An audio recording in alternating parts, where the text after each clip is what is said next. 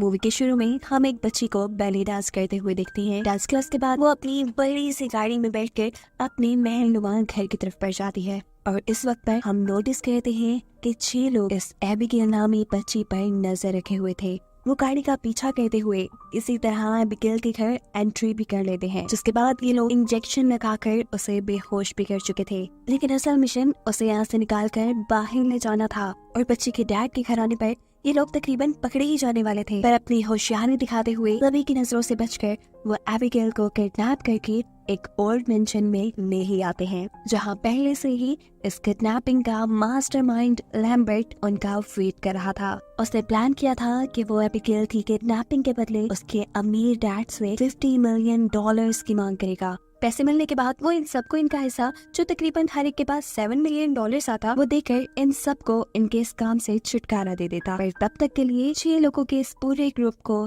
Abigail को इसी mention में बांध कर रखना था। यानी किडनैपिंग के बाद एबिगेल की सिक्योरिटी की भी जिम्मेदारी इन्हीं की थी। हाँ, और सबसे जरूरी बात, लैम्बर्ट इनसे कहता है कि यहाँ का एक रूल है, कोई अपना असल नाम, असली पहचान किसी को नहीं बताएगा। सब एक दूसरे को बुलाने के लिए यहाँ नकली नाम यूज करने वाले हैं, जो नाम इन्हें लैम्बर्ट ही देकर गया है। लैम्बर्ट इन सब से इनके फोन भी ले चुका था ताकि पुलिस इन्हें ट्रैक न कर पाए। और साथ ही एक आखिरी इंस्ट्रक्शन बुझाने से पहले उन्हें ये देता है कि एबिगेल की आंखों पर पट्टी बंधी रहेगी और उसके रूम में जोए के अलावा कोई नहीं जाएगा। उसे नहीं पता चलना चाहिए कि कितने लोगों ने मिलकर उसकी किडनैपिंग की। लैम्बर्ट ने इन सब के पूछने के बावजूद भी अभी तक इन्हें ये नहीं बताया था कि एबिगेल किसकी बेटी है। इन्हें अभी तक बस यही खबर थी कि एबिगेल के डैड एक मिलियनर है, यानी बहुत ही अमीर इंसान। लैम्बर्ट के जाने के बाद ये लोग टाइम पास करने के लिए एक दूसरे के बारे में ही गैस करना शुरू कर देते हैं। जो इन लोगों को पहचानने में माहिर थी, वो फ्रैंक को एक पुलिस डिटेक्टिव बताती है, जो कि 100% करेक्ट था। उसके सामने जो लड़की बैठी थी वो हैकर थी। लोगों के अकाउंट्स हैक कर करके,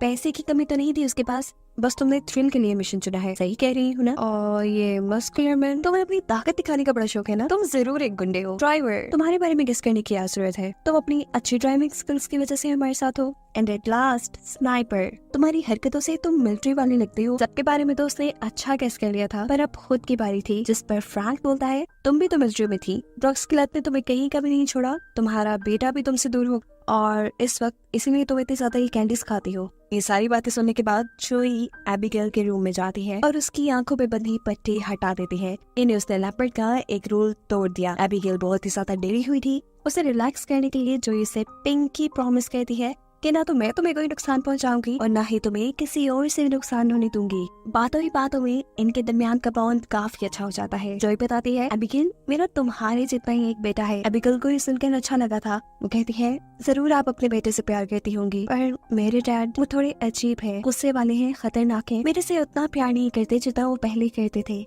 जोई के बाहर जाने से पहले एबिगेल उसे वार्न कहती है, आज रात बहुत बुरा होने वाला है कुछ। जोई को उसकी ये बातें थोड़ी अजीब लगती हैं और फिर नीचे आकर सब लोग उसे कहते हैं कि मुझे शक है कि एबिगेल के डैड कोई बहुत ही खतरनाक इंसान है। आखिर हमने किडनैपिंग की है, हमें भी पता होना चाहिए कि किसकी बेटी को किडनैप कर लिया हमने। उसकी बातों में दम था। फ्रैंक बिना वक्त ज़ाया किए एबिगेल के रूम में जाता है और उसे डरा धमका कर उससे उसके डैड का नाम पूछ लेता है। एबिगेल के डैड का नाम सुनने के बाद वो स्टिल रह जाता है, ऐसे जैसे उसे सांप सूंघ गया हो, क्योंकि उसे यकीन नहीं आ रहा था कि उन्होंने एक बहुत बड़े गैंगस्टर की बेटी को किडनैप कर लिया है। ये बात वो जाकर सबको बताता है और सब उसी की तरह शौक रह जाते हैं। फ्रैंक अपना एक एक्सपीरियंस शेयर करता है कि कैसे एक मर्तबा उसके साथ के 3 ऑफिसर्स ने इस गैंगस्टर के खिलाफ काम किया था। उसके बाद से उन तीनों ऑफिसर को लाइफ थ्रेट्स आना शुरू हो गए। उनकी सेफ्टी के लिए उन्हें होटल के सबसे सेफ रूम में रखा गया। रूम के आगे 24/7 सिक्योरिटी थी और रूम के अंदर जाने के सिर्फ 2 ही रास्ते थे, एक विंडो और एक दरवाजा। विंडो से अंदर घुसना तो इम्पॉसिबल था, लेकिन फिर भी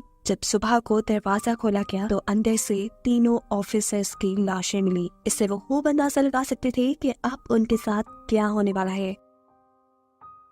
यहाँ सभी खौफ से पागल हो चुके थे, सिवाय ड्राइवर के, क्योंकि उसे यहाँ किसी कहानी पे यकीन नहीं था। कुछ देर बाद वो किसी काम से बेसमेंट में जाता है और देखने को मिलता है कि किसी ने उसके ऊपर हमला कर दिया है। वो जोर से चीख मारता है और हैकर को उसकी चीख सुनाई दे जाती है। वो चेक करने के लिए जाती है तो देखती है कि उस ड्राइवर का किसी ने गला काट दिया था। घबराई हुई वो वापस उनके पास आकर बताती है इनको कि हम पर हमले होना शुरू हो चुके हैं। ये सुनकर स्नाइपर कहता है, यार मुझे पैसे नहीं चाहिए, मैं तो यहाँ से भाग रहा हूँ। वो और फ्रैंक जैसे ही इस मेंशन से बाहर निकलने की कोशिश करते हैं तो यहाँ का एडवांस सिक्योरिटी सिस्टम एक्टिवेट हो जाता है। पूरे घर के खिड़की और दरवाजों के आगे मेटल शील्ड्स आ जाती है, जिसका मतलब है कि अब ये लोग यही कैद होकर रह गए हैं। इन लोगों को ये भी पता था कि बिल्डिंग में कोई किलर भी है जो इनको मारने वाला है, इसलिए ये सब लोग होशियार बैठे हैं। जो एबिगेल से पूछने के लिए जाती है, क्या तुम्हें इन सभी अटैक्स के पीछे कुछ पता है? यहाँ एबिगेल उसे बताती है कि असल में फ्रैंक मेरे डैड का आदमी है, और जब वो मेरे रूम में आया था तो उसने मुझे धमकाया कि मैं किसी को भी इस बारे में ना बताऊं। ये सुनते ही जोई गुस्से में आ चुकी थी। इससे पहले कि वो फ्रैंक के पास जाती, पीछे मुड़कर वो देखती है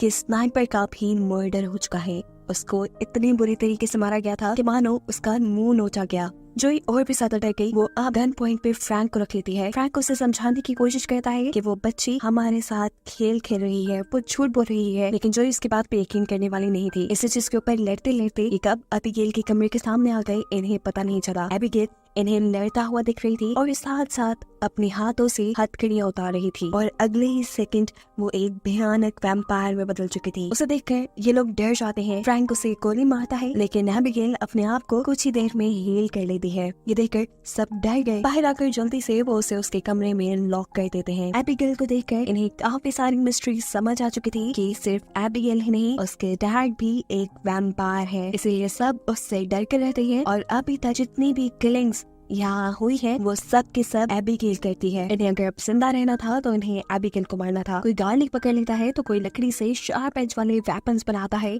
इस वैम्पायर यानी एबिगेल को मारने के लिए, लेकिन जोई इस काम में इन सब का साथ नहीं दे रही। उसका मानना है कि अगर हमें जिंदा जाना है तो हमें एबिगेल के साथ कोई डील कर लेनी चाहिए। खैर उसकी बातों पे ये लोग ध्यान नहीं देते और एबिगेल का रूम खोल देते हैं, जहाँ एबिगेल स्नाइपर के मरे हुए जिस्म के साथ डांस कर रही थी। ये लोग पीछे से एबिगेल के ऊपर हमला करते हैं, लेकिन एबिगेल खुद ही इनके ऊपर भारी पड़ जाते हैं। गार्लिक और क्रॉस का तो उसके ऊपर कोई असर ही नहीं पड़ता। मुश्किलों से ही ये अपनी जान बचाकर एबिगेल के रूम से भागकर बाहर आते हैं। जो इन्हें मशवरा देती है कि हमें एबिगेल के ऊपर बेहोश करने वाला इंजेक्शन यूज करना चाहिए। पहले भी वो उसी से बेहोश हुई थी। उसका आइडिया अच्छा था। सब उसके ऊपर वर्क करना शुरू करते हैं, लेकिन एबिगेल का उनके हाथ में आना इतना आसान नहीं था। एबिगेल अभी भी सबके ऊपर भारी पड़ रही थी, लेकिन उनके ग्रुप का वो गुंडा मुश्किल से ही सही लेकिन पीछे से एबिगेल को पकड़ने में कामयाब हो जाता है, और वक्त रहते ही जोई उसे बेहोश होने वाला इंजेक्शन दे देती है। इस सारी हाथापाई के अंदर एबिगेल यहाँ इनकी एक साथी के हाथ पे काट भी गई थी। सबको डर था कि कहीं वो लड़की भी एक वैम्पायर न बन जाए। खैर दिखाया जाता है कि एबिगेल को जब होश आया तो उसने अपने आप को जेल में पाया। ये लोग एबिगेल से बात करते हैं और उससे पूछते हैं कि आखिर तुम चाहते क्या हो, और यहाँ इन्हें सबसे खतरनाक हकीकत ये पता चलती है कि असल में इन्होंने एबिगेल को नहीं बल्कि एबिगेल ने इन्हें किडनैप किया है। ये सब एबिगेल की ये प्लानिंग थी और लैम्बर्ट एबिगेल के लिए काम करता था। देखने में चाहे एबिगेल एक छोटी सी बच्ची है, लेकिन वो इस दुनिया में 100 सालों से रह रही है। वो इन सबसे कहती है कि तुम लोग यहाँ इसलिए हो कि तुम लोगों ने किसी न किसी तरीके से मेरे डैड को नुकसान पहुँचाया है, जिसमें से हैकर ने एबिगेल के डैड के अकाउंट्स को हैक करके उनके मिलियंस ऑफ डॉलर्स चुरा लिए थे। फ्रैंक ने उसके डैड के खिलाफ इन्वेस्टिगेशन की थी। जोई जो कि एक मिलिट्री डॉक्टर थी, उसने ड्रग्स के नशे में एबिगेल के डैड के साथी का गलत ऑपरेशन कर दिया था, जिससे उसके डैड को बहुत नुकसान हुआ। उसकी बातें सुनकर जोई से कहते हैं, मैं ये बात जानती हूँ कि तुम्हारे डैड अब तुमसे प्यार नहीं करते। तुम उनके लिए जो कुछ भी कर लो, जितने भी जतन कर लो, वो अब तुम्हारी तरफ देखेंगे भी नहीं। इन बातों के बाद ये सब लोग यहाँ से बाहर जाने का डिसाइड करते हैं। यहाँ से बाहर निकलने के लिए उन्हें बाहर का रास्ता भी ढूंढना था। ढूंढने का काम बाकी तीनों लोग गए और फ्रैंक को ये एबिगेल पर नजर रखने का काम देते हैं। इन सब के यहाँ से जाने के बाद एबिगेल फ्रैंक के साथ एक डील करती है। वो उसे कहते हैं कि तुम मुझे यहाँ से निकाल दो, मैं तुम्हें जिंदा छोड़ दूंगी और बाकी सबको खा जाऊंगी। बातों की बातों में फ्रैंक उससे इस बिल्डिंग से निकलने का रास्ता भी पूछ लेता है। एबिगेल बताती है कि इस बिल्डिंग की लाइब्रेरी में एक बुक है जिसको प्रेस करने पे यहाँ के सारे सिक्योरिटी सिस्टम डीएक्टिवेट हो जाएंगे। ये सुनने के बाद फ्रैंक एबिगेल से की हुई उसकी डील तोड़ देता है और अपने बाकी साथियों को यहाँ से निकलने का रास्ता बताने के लिए जाता है, लेकिन उसे धोखा देते देख गुस्से में एबिगेल अपना पिंजरा तोड़कर बाहर निकल आती है और उसके ऊपर हमला कर देती है। वो फ्रैंक को यहाँ पे मारने ही वाली थी, लेकिन सही टाइम पे जोई आके एक हैमर से यहाँ की एक विंडो तोड़ देती है। सुबह हो चुकी थी और विंडो से आने वाली तेज सनलाइट एबिगेल के हाथ को किसी बम की तरह फाड़ देती है। एबिगेल अपने आप को दोबारा से ठीक करने के लिए यहाँ से एक अंधेरी जगह में जाकर छुप जाती है और फिर वक्त के लिए ये लोग एबिगेल से छूट चुके थे, क्योंकि इस टाइम जहाँ पर वो थे